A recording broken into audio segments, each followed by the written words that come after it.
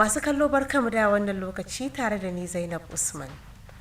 A labaran nishadi, Ashirsan mawaƙi ne mai tasowa wanda ya shura a nan arewacin Najeriya.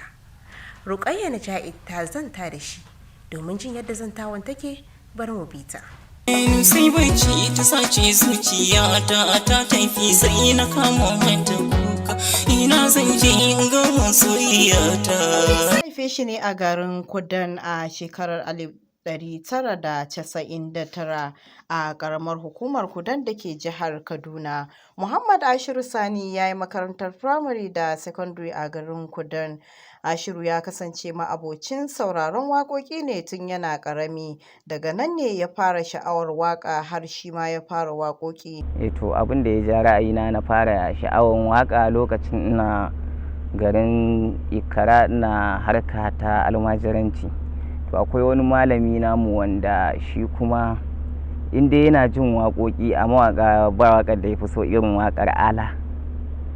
To yana da wata baiwa wanda inda yana jin waƙan ala lokacin a kunna ta ana yi, yana iya binta da rubutu kuma ana yi. To wani abu mu shi ne yake ba mu mamaki, ya za a waƙa tana yi kuma yana binta yana rubutawa.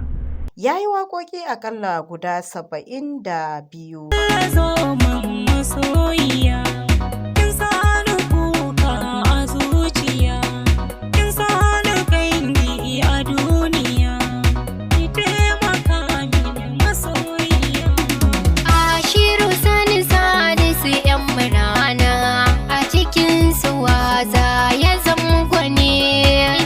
Ashiru yana waƙoƙi da suka shafi soyayya, aure, siyasa da dai sauransu. Shin wace waƙa ta fi kwanta maka a rai? To akwai wata waƙa da nake cewa da tana da rai ita ce shaida. Da tana da rai ita ce shaida, ba ni na kashe ta ba wallahi, daga taimako na shiga ƙangi. Mawaƙa masu tasowa kamar Ashiru na fuskantar ƙalubale da dama, musamman a arewacin ƙasar nan. Mawaƙa masu tasowa na buƙatar samun kyakkyawan yanayi don yin waƙa cikin walwala.